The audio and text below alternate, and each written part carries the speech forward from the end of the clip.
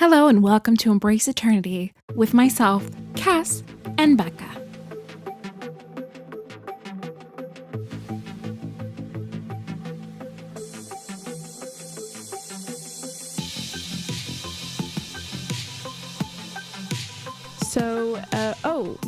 I think this episode 704 was called Spoils of War, but I couldn't see it on the HBO Now app, but that's what I think it's called. So we're going to go with that. I'll Google it before putting the title up. Sounds good. Yeah, just to verify. Overall, I think it was like my favorite one thus far. Yeah, it was really good. A variety of reasons. Some people tend to prefer the previous episode, but like, is it bad that I can't even remember what happened in the last episode? And we talked about it. I just honestly cannot. I cannot remember. I'm sure good stuff. Oh, because the whole Jamie and Cersei thing, I just sort of like block out. So I don't know. So anyway, all I remember is this episode, which is probably good considering we're talking about it now. So go me. Just keeping the important stuff in there. Did you feel similarly? Vaguely, just a generic response to the whole episode? Yeah, I mean, it was just really good. Like, there weren't any parts where I was like, meh. It was all just each scene where I was like, this is good, it serves purpose. I'm into it. Me too. Good. Same page. So the first scene is Jamie, and he is with the gold, and I think they're on their way. They're starting to go on their way because at the end, they've already gone, but they're starting. And Bronn shows up, and you know what was funny to me? You know how they changed Asha's name? I don't know why I said it like that, because it was close to, who did they say it was close to? Osha.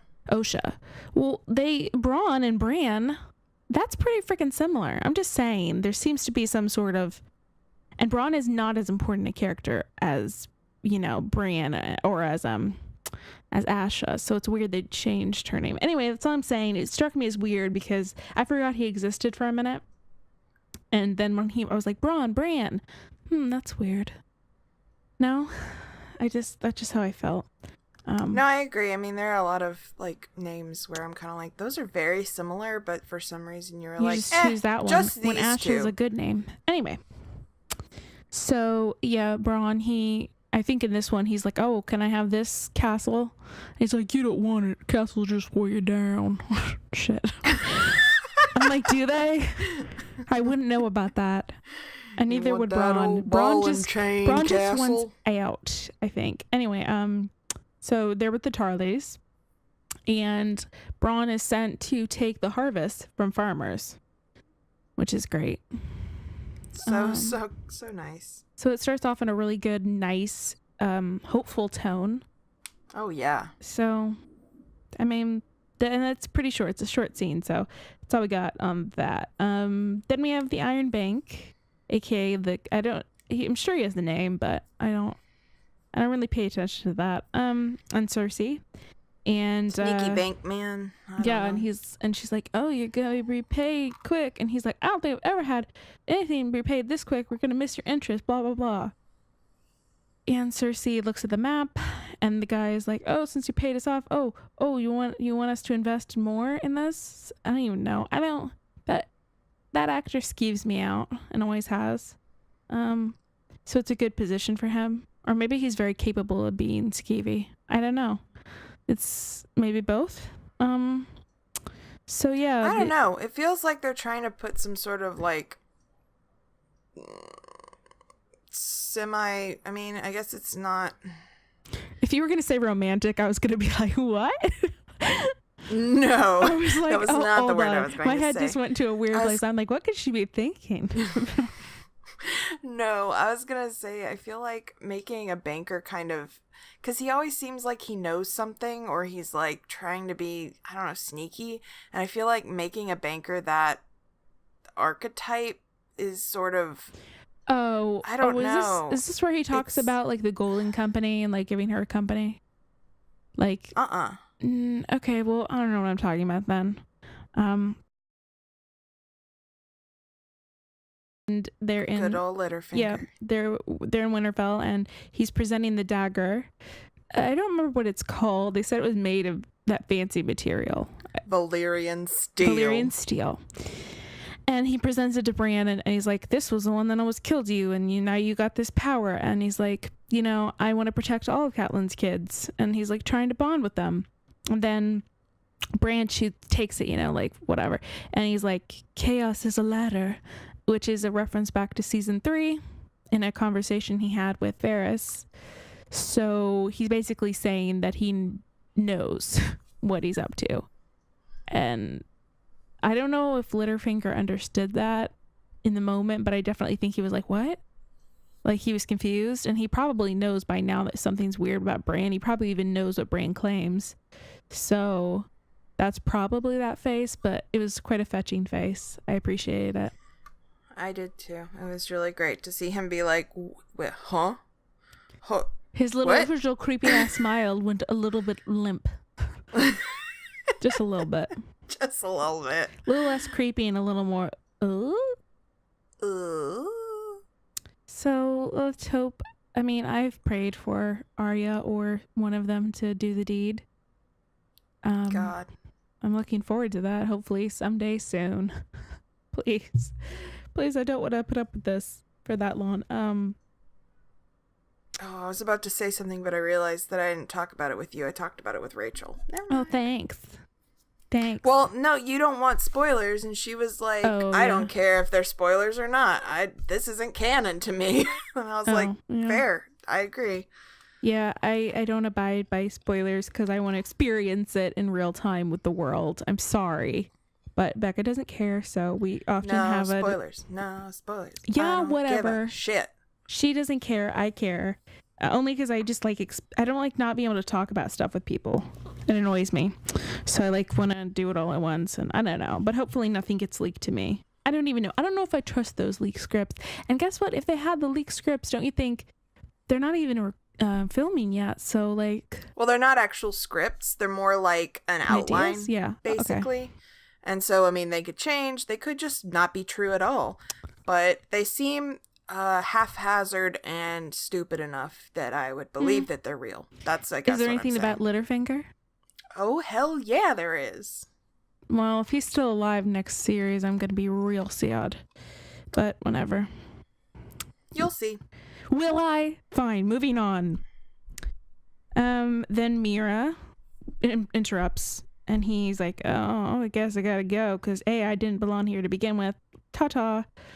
And Mira's like, I'm leaving to be with my family, because if it's the end, I want to be with them. And Bran is a big poop, and she's not happy. And he's all, I'm not Bran. I remember so much else now. Bran's dead. Well, I think Mira says Bran died in that cave or whatever. Yeah, I felt so bad for her. Like, she had no freaking part. There was no point in her being there, and that was kind of really sad.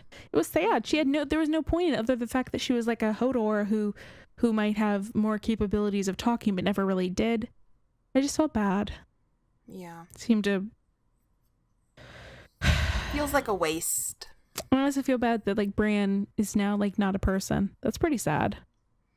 Yeah, he's just a... Can he ever learn to balance that? Like I don't feel like a three-eyed raven before him. I don't know. He Maybe didn't was. see... I mean, he was cryptic, but he seemed like he had a little bit more of a personality. Like he remembered Bran feels who he like was. Wasn't he? Yeah. Wasn't he a Blackheart or a Targaryen? No.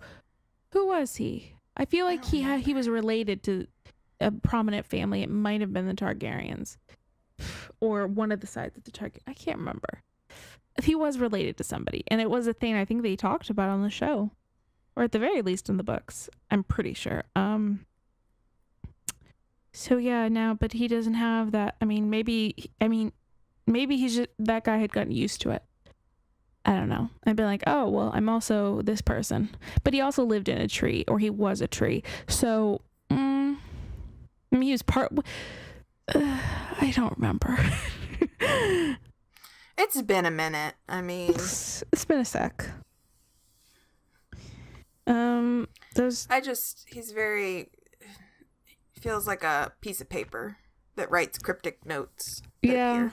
it's not his fault. This would be a hard thing to act, but every time there's a scene with him, I'm just like, oh, all right, let's just get this over with. So maybe there's hope for him. Maybe he just will continue to be the weird one, and that's fine. Go you, Bran. And we transition from that to Arya arriving at Winterfell. And of course, the guards don't believe her. And then Arya's like taking it all in, and then she disappears. And Sansa is told about this, that she came asking about the old maester and someone else, the guy that I got on my quiz, I think. What was his name? The old oh gosh. Did it start with an R? I honestly don't know. Somebody. It's probably on my phone, honestly. I'm just gonna check it real quick. So she asked about them. Sansa's like, I know where she is, because she disappeared. And they go, she goes to the crypt and she finds Arya. And how did you feel in that moment? I was worried they were gonna fight, but it was fine. I was worried that she was gonna leave. Before. Yeah. I worried that when she sat down, she was gonna have a moment and be like, oh, I guess I go now. This doesn't seem right for me. The whole, like, I don't belong here. This isn't me anymore. Like, maybe I should just leave. But I was glad that she was like, nope, I should see my siblings. That would have been so dumb. That would have been just let super them know you're dumb. alive and like if she wants to leave later, I am not gonna be shocked. But apparently I've done a million other things on my phone since the time of taking that quiz. Never mind. Lancel? No. I feel like it starts with an N. Whatever. He was... Maybe that's not even the same person, for all I know. Was he the guy with the really interesting facial hair? And he was old? Might have been. He did have gray hair, which limits it to about 1,000 people in this show. Yeah, fair. It's very limiting. Yeah, I was crying a lot and worried she would leave, as I said. And they were talking about Ned, and she mentions her list, I think, and Sansa's like laughing. And I'm like, so funny. Oh, Arya, you're still quirky. And it's like, oh, I know. no. I liked... Arya murder. Yeah, she murder. I like at the end that she's like, our stories aren't over yet. I thought that was really cute. In the moment, it was like, on paper, it's not that great. But in the moment, I thought it was really touching. And because they'd both been through so much. And I don't know if they'll ever have the opportunity to share all that. Their relationship. Sansa is just so mistrusting, which is like, okay, I understand. I think they both are, but I hope that they're able to, although this is Game of Thrones, probably never. I'm just gonna be real. Sit here with my realness. But it could happen. Could happen.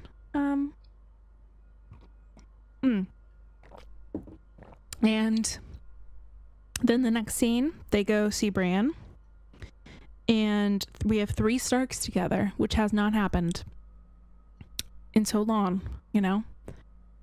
Season 1, right? I mean, clearly. And Bran knows about her list, and then he chooses to give her the dagger. And there are a lot of feelings on my part again. Brienne and this is right scene. Brienne and Pod smile, seeing the 3 of them together. And Brienne is like, oh, Pod is like, look, you kept your oath or whatever. And Brienne's like, I did nothing. But, I mean, she did. And Littlefinger is super creepy watching it. And those are my thoughts. God, Littlefinger, he's... I was really glad that Bran was able to, like, out-creep the creepy. Mm-hmm. But, man, I'm so ready for him to die. I'm so ready. It's what I pray for. I go to sleep and I say, please kill Littlefinger. Please. I say to Satan, or whatever the equivalent in George's world of Satan is. I don't really know. Maybe there isn't one. I'm praying to cool Cthulhu and Lord Santos. Yeah, Cthulhu. He's the dark Santa Claus. And then we go back to Dragonstone, where Danny and Missandei are, I think they're talking about the Casterly or something, and Grey Worm is mentioned, and Danny inquires about like their relationship or something, or I don't remember how it starts, but the conclusion is that Danny knows about their sexy times, which is nice. Yeah, I thought that was a nice moment because I want them to be able to talk about that stuff and have more of a friend relationship, Yeah, I thought that was nice. Nice Because moment. it showed, like, oh, Danny still is. It's not always her trying to intimidate people. It's also Yeah. her having We don't friendships. get enough of those moments, so it's Yeah. a little sad we don't get enough. I still think like character-based episodes, like fully about a character, would be really cool, but I know it probably doesn't make sense time-wise, and then like tie them all together at the end. I don't know. I always have ideas of how it could feel like, but they split it up, and that's fine. And now I'm blabbering, but and John interrupts, sort of, and he's like, "You gotta come with me into the cavern." And so she follows, and he's like, "Oh, I'm gonna show you the dragon glass," which he does, and it's pretty and cool. But then he ends up leading her deeper, and he shows her these cave drawings by the children of the forest of these like sun shapes and swirls. But then as they go deeper, they see that it's the children and the first men that were fighting together against the walkers, who the children of the forest created, as we remember, and they were fighting together. And he's like, "Oh, we got to fight together to do this." And there's physical heat between them. It was very well acted. I was like, and she like comes in, it's a good scene. It's getting a little hot in there. And When I was watching it, I was like, oh man, Cass is so excited right now. She's I was so more excited. like shocked. Nothing ever goes my way, so I'm not expecting much here, but so yeah, and she's like, "I will fight for you, Jon Snow, when you bend the knee again." But she's Yeah. appealing this time with the heat of, I don't know, 3 dragons, more dragons. She's a dragon queen, and yeah, that's all I want to say about that for the moment. We kind of knew that. I think we kind of knew that that was a thing that happened, because you think it would have to happen. It seemed to convince her a little more, but I don't know how she's gonna feel later on when she finds out. Then we have Tyrion and Varys that come around, and they're like, "Oh, we lost the Tyrells, and Casterly was a bust, so..." And she's had enough, and she's like, "I want to fly to the Red Keep. I'm gonna do it. Blah blah blah. Burn, fire, woo!" And then she asked Jon about it. What should she do? She's losing, and he says, "If you use them, you'll be more of the same." Essentially, is the summarization of his speech.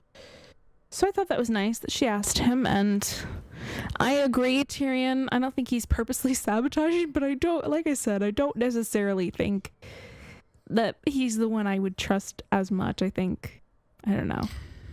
I feel like he has good ideas, but at the same time, there needs to be someone else who actually like knows about battles and stuff to be also advising, which is why I'm mad, because Jaime should be there, because I feel like Jaime would be helpful. Like the two of them together making plans to help her would be more efficient and better than just Tyrion, because Tyrion has some like tricky strategies, but sometimes tricky strategies just get complicated and messed up, because because Cersei has more people with experience on her side, and just she's more evil, so there's more things she's willing to do. Yep. So it's a little bit hard to do that, but I thought it was still good advice, because at this point it seems like that's just not going to do much for anyone. So, and this next scene is like my favorite. You probably know what it is. I think it's it is my favorite. Brienne and Pod are back at Winterfell, where they've always been. I'm just saying they're there. And they're sparring. And Arya watches. And Sansa and Littlefinger watch. And then Arya's like, "I want to train with Brienne." And it's like a really nice little battle with her tiny her little what does she call it? Needle against Brienne. Is Brienne still carrying Oathkeeper, or is that I what think it's so. called now? Yeah, Anyway. it's ice melted down. Yeah, so that was awesome. And at first she's like, you can't really do that. And she's like, yeah, I can. And it's a great match. And it was so great. And I bet It was so good. that was so fun to shoot probably. And just, they've never really had much of a scene together since the Hound. She acknowledges that, she beat the Hound. So who better to train her? Mm-hmm. And it's an intense match, but they both end up, neck and neck essentially. And Sansa and Littlefinger are watching, but Littlefinger, as you will, is all smug, and Sansa turns to leave. And I guess the message is supposed to be that she's like, who have you become? But I also don't like this sort of implication that she's like, I'd be impressed if I saw my sister do that, or if I saw anybody do that, So I don't really understand that. But I guess from that perspective, she's like, everybody's changed, and like, I don't know. Sansa has skills too, if that's like jealousy, but I don't think she'd be jealous of that. Maybe just confusion. What did you think we were supposed to take away from Sansa's reaction to that? I wasn't sure. I was like, are you like freaked out, or are you just like, what happened to them? She looked or, mildly upset. Yeah, I don't know what that meant. Maybe it's her feeling like,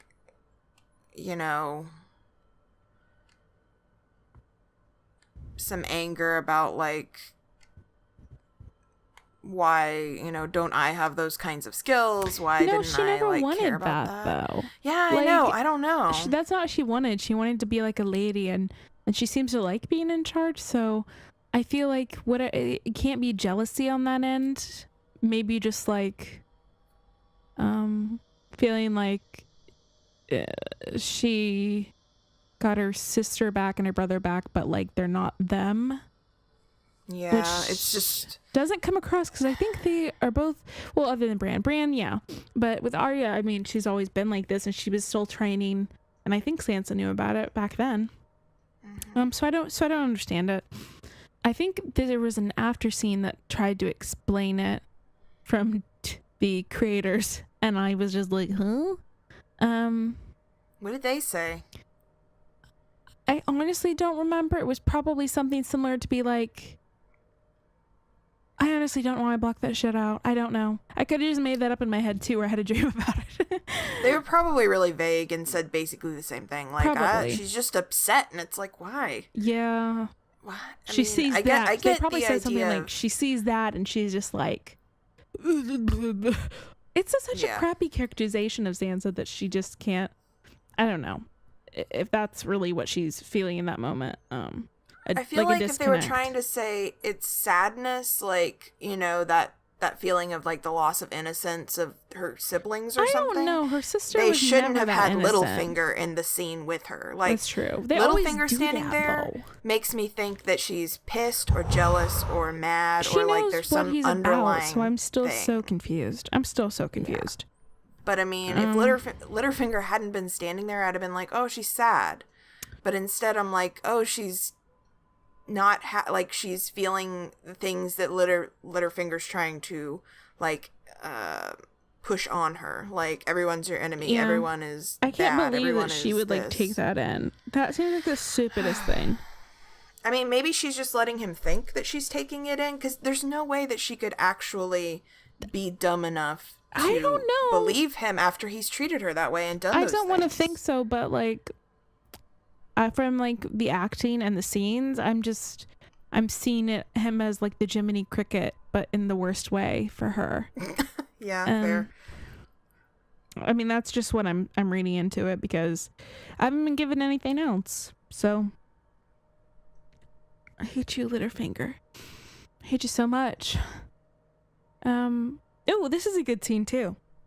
We go back to Dragonstone, Jon and Davos, and Davos asks him a question about her. I don't remember the specific question, but Jon is like, who is her? And he's like, oh, speaking of Daenerys, he's like, oh, she has a good heart. And Davos is all, I've seen you staring at her good heart. I'm like, It's like, I'm like, oh, Davos. you really? Because I don't know. I guess It's kind of rude. And he's like, I got no time for that, John says. And Missandei, I ain't got no time to look at titties. yeah, I know. Missandei, okay. I think they walk up to her and she's asking about his name. And she's like, oh, so Snow's a bastard name. And she's like, we don't have bastards in my land. It's just not a thing. And I'm like, cool. That's really nice.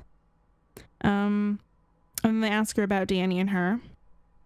And she explains, she's, the queen we chose, all of these people, but she speaks for herself. And she's like, if I wanted to go now, he's like, what would she think if you wanted to leave now? And she's like, well, she'd give me a ship and wish me the best. I thought that was really nice. And then Davos is like, would you forgive me if I switch sides?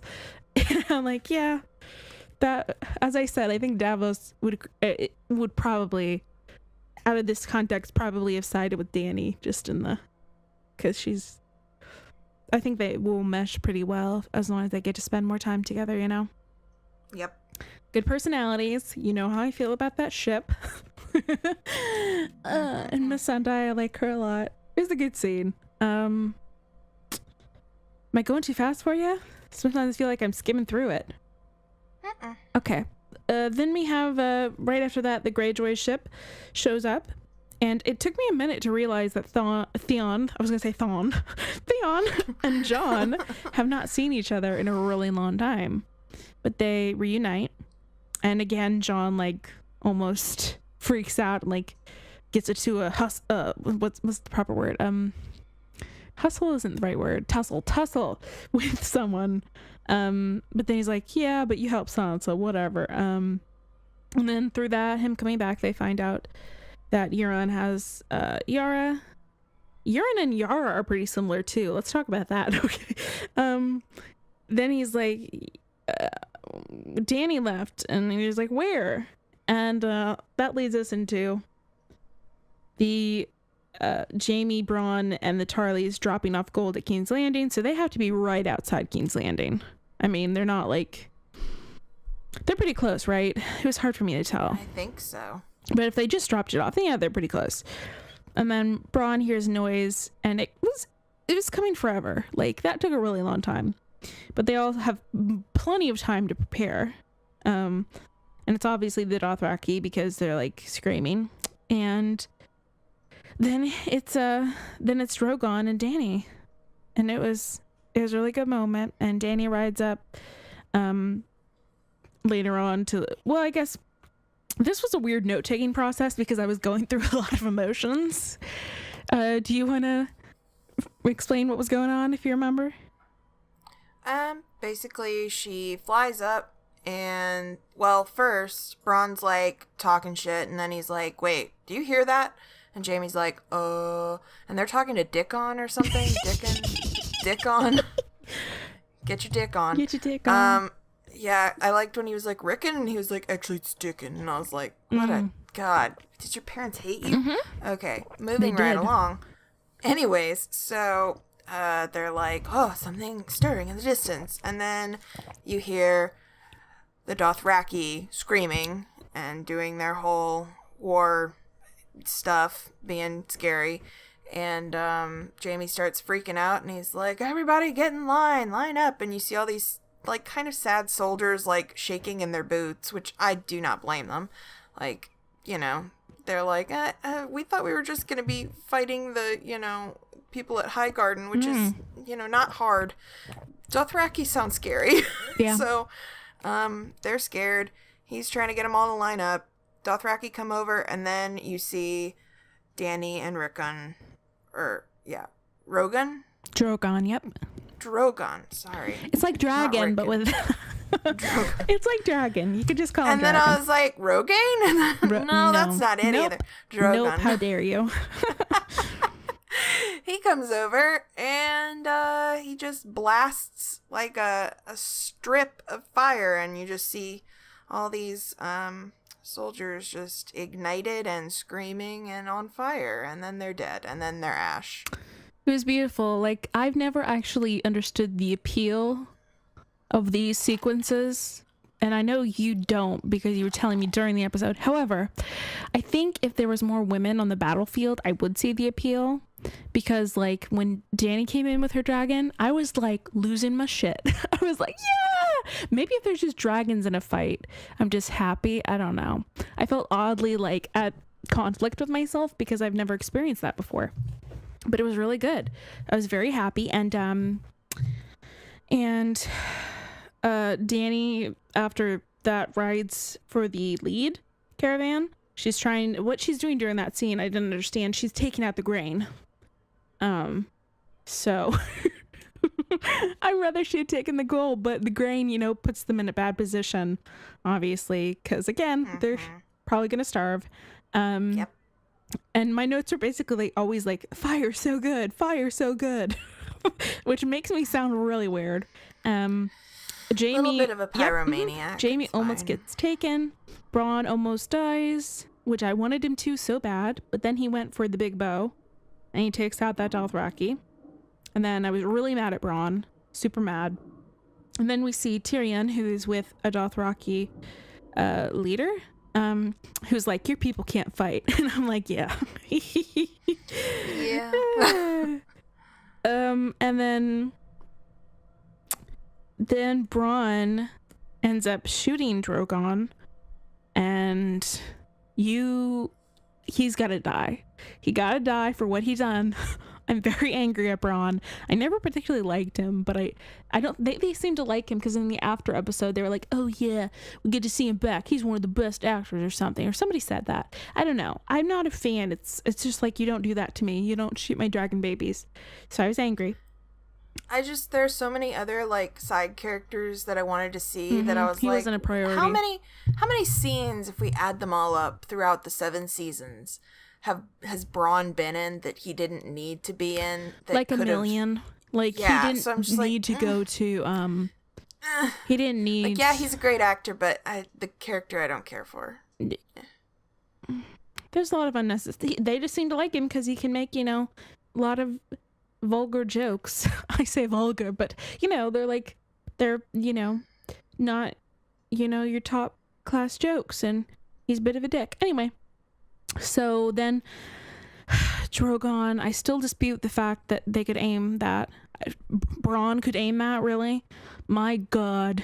I'm gonna be, it just doesn't make any sense to me how he knows how to use it so well, they could build something like that has great aim against a dragon, whatever. Well, it got destroyed, so it doesn't matter. Well, there's more coming apparently, but now they know about it, so that really was the setup that they're gonna know. But anyway, Dany has to, because he's injured, they have to land. She's taking it out of him, and that's when Jaime, so clever Jaime, he decides he's going to run and try to kill Dany. People were like, oh, he's killing Drogon. Oh, yeah. No, he's too smart to know he can't kill Drogon. But he thinks in his stupid mind that Drogon is like down enough that he won't. So anyway, he rushes for Dany, which at this moment in time, Becca knows this, but I have severed my ties from Jaime unless he's captured here and he changes. Because if this is what he plans to do to kill my babies, I can never forgive him. But anyway, Tyrion is all like, you fucking idiot. And that was all of us. Yep. But yeah, no, bad Jaime. Of course, Drogon goes to get him, and Bronn pushes him into the water, some kind of a river or a lake. Who fucking knows? And yeah, that's that. That is the story of Jaime is an idiot. And do you think he's going to be captured? Is that like the... I have a feeling. I hope. If they leave him there, that would be weird, because surely Tyrion saw him go down and would be like... Do you think he would be like, hey, let's get him? Would they have time? I feel like... I don't know. I'm torn because I feel like maybe Tyrion's worried that she's just going to have him killed. I don't think so at this point. I think Tyrion has enough faith to know that he could be used as a bargaining chip, or be used, or maybe compelled over, because now he knows that his brother didn't kill his son. That's a fact. That was something they set up, so that could have been setting up true. Tyrion's redemption. Because I think Jaime even if he believed that Tyrion had killed his son, he still would have forgiven him, I think, for that. And I don't think he was.